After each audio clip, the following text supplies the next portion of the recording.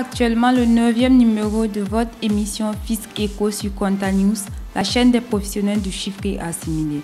Chers téléspectateurs et téléspectatrices, bonjour. Aujourd'hui, il sera question dans cette émission d'aborder les sources du droit fiscal, notamment au Burkina Faso. Les sources du droit fiscal sont des instruments juridiques qui donnent naissance aux règles applicables à l'impôt. Au Burkina Faso, les règles applicables aux impôts ont une source essentiellement nationale, en ce qu'elles proviennent d'abord des autorités nationales. Toutefois, certaines règles fiscales ont une origine internationale et proviennent des engagements internationaux souscrits par le Burkina Faso. Nous parlerons en un premier temps les sources nationales du droit fiscal au Burkina Faso et en un second temps les sources internationales du droit au Burkina Faso. Par rapport aux sources nationales du droit fiscal, nous avons la Constitution, qui est la source fondamentale du droit fiscal. Elle donne à l'impôt son fondement juridique et désigne les autorités habilitées à consentir l'impôt et celles compétentes pour l'exécuter. Ainsi, l'article 17 de la Constitution du 2 juin 1991 pose le principe de l'impôt en disposant que le devoir de s'acquitter de ses obligations fiscales conformément à la loi s'impose à chacun. L'article 84 confère au Parlement le pouvoir de consentir l'impôt et de contrôler l'action du gouvernement dans ce domaine. Tandis que l'article 101 reconnaît le pouvoir de fixer les règles concernant l'assiette, le taux et les modalités de recouvrement des impositions de toute nature.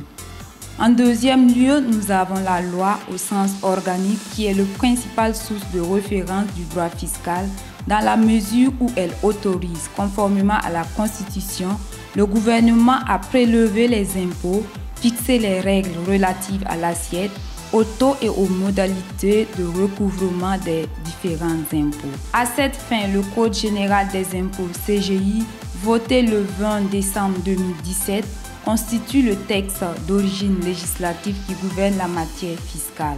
On peut également ajouter les codes d'incitation fiscale à l'investissement comme le code minier, le code des investissements et le code des investissements agricoles qui ne sont pas intégrés au CGI, c'est-à-dire le Code général des impôts. Il faut aussi citer la législation domaniale et foncière qui prend de plus en plus d'importance de nos jours. Ce pan entier de la législation fiscale n'est pas intégré au CGI. En troisième point, nous avons les règlements qui émanent du pouvoir exécutif, ont pour fonction de préciser les modalités d'application de la loi fiscale.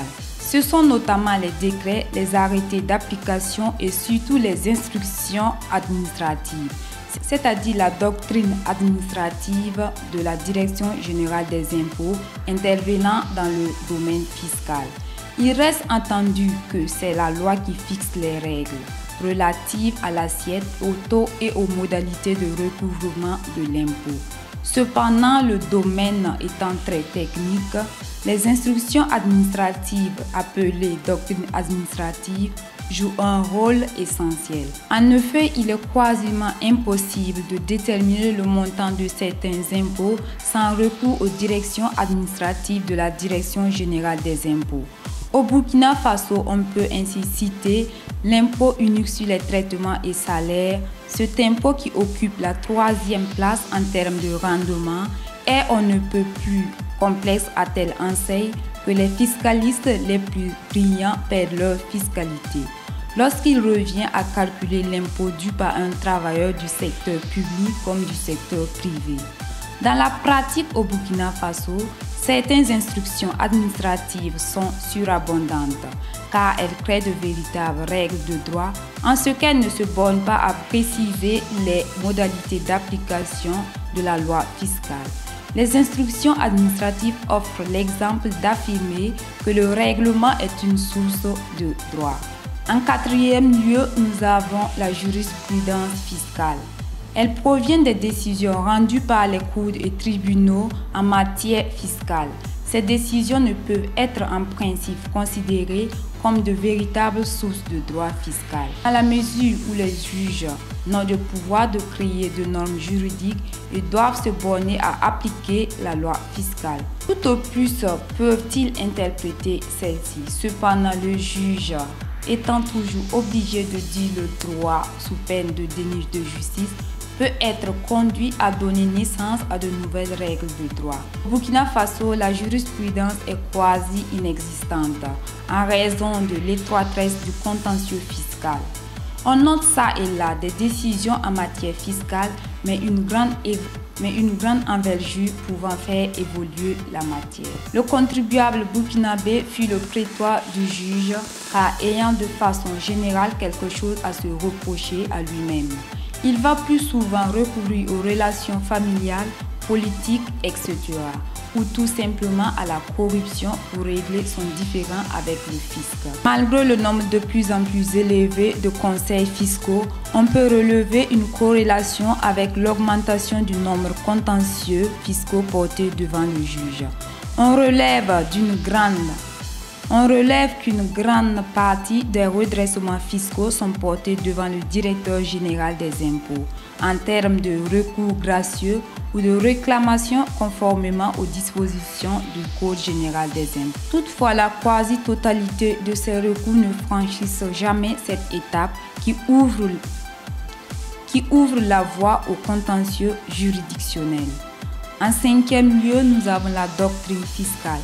Elle concerne l'ensemble des écrits et opinions des théoriciens et praticiens de la fiscalité. Bien que n'étant pas une source formelle directe du droit, la doctrine contribue à faciliter la connaissance de celui-ci et par ses réflexions peut inspirer le législateur sur la politique fiscale. Mais la doctrine fiscale au Burkina Faso est encore embryonnaire.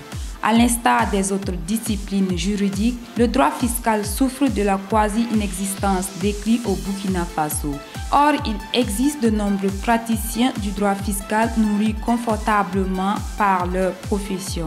On viendrait à croire que la plupart des intellectuels ne savent pas encore affranchir des inconvénients de la transmission orale du savoir pratiqué en Afrique.